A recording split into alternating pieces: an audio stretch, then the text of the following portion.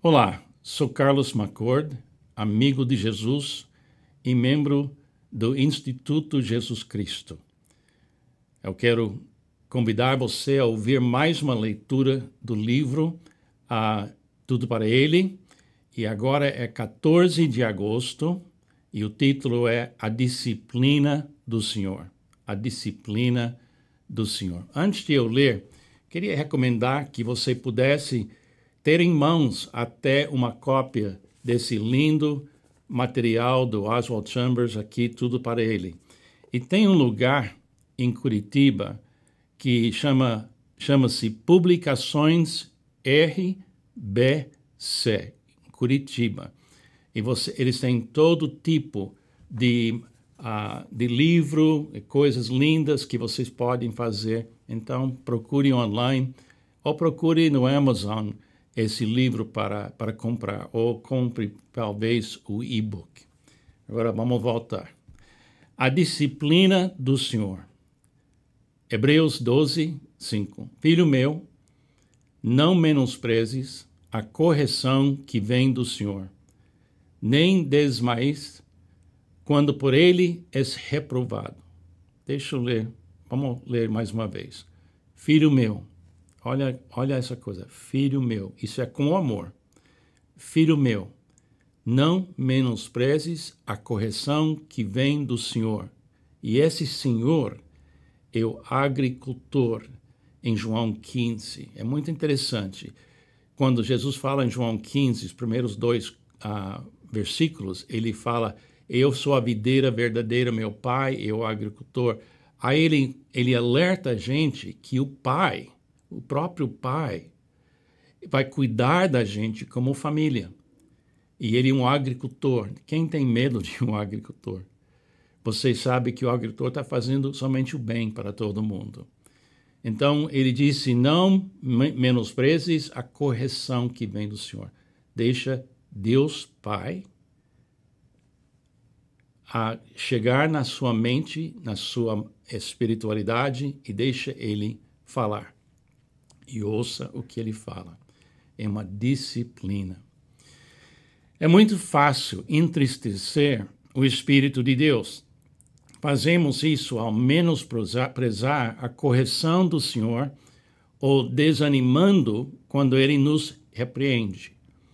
Se a nossa experiência de sermos separados do pecado e nos tornarmos santos pelo processo de santificação ainda por superficial, nossa tendência será confundir a veracidade de Deus por outra coisa.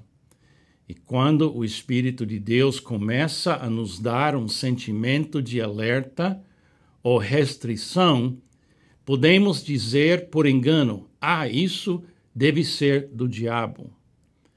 Não apagueis o Espírito. 1 Tessalonicenses 5:19. E não o despreze quando ele lhe dizer, não seja mais cego em relação a isto. Você não é tão maduro espiritualmente quanto pensa. Até agora, não consegui revelar-lhe esse fato, mas o estou fazendo neste momento. Quando o Senhor, o agricultor, o Pai, o disciplina, assim, deixe que ele haja de maneira que preferir. Permita, voluntariamente, permita que ele estabeleça um relacionamento correto diante de Deus. Nem desmaies quando por ele és reprovado. Demonstramos o nosso descontentamento e nos irritamos com Deus e dizemos, ora, não consigo evitar. Orei e as coisas não ocorreram como esperava. Então é melhor desistir de tudo. Pense no que aconteceria se agíssemos assim como relação a qualquer outra área da nossa vida. Estou preparado para permitir que Deus me domine pelo seu poder e realize em mim uma obra que seja digna dele, a santificação não é a minha ideia do que quero que Deus faça por mim. É a ideia de Deus do que Ele quer fazer por mim. Mas Ele tem que me levar a um estado de mente e espírito no qual Ele lhe permita santificar-me completamente, custe o que custar. 1 Tessalonicenses 5, 23, 24. Deixa eu ler esse trecho. Que o próprio Deus da paz os santifique inteiramente, que todo o espírito, a alma e corpo de vocês sejam preservados irrepreensíveis na vinda do nosso Senhor Jesus Cristo. Aquele que os chama é fiel e fará isso. É tão lindo isso.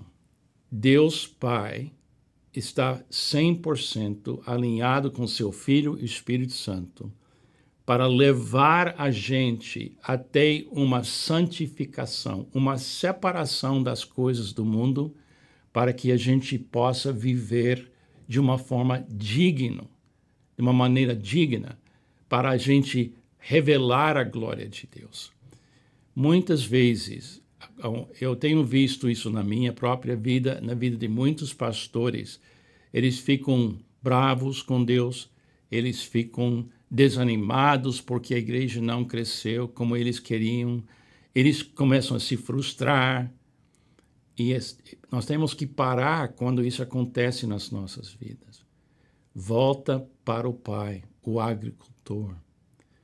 Em João 15, a ideia que Jesus fala, e o meu Pai, o agricultor, me deu uma maneira tão linda de compreender.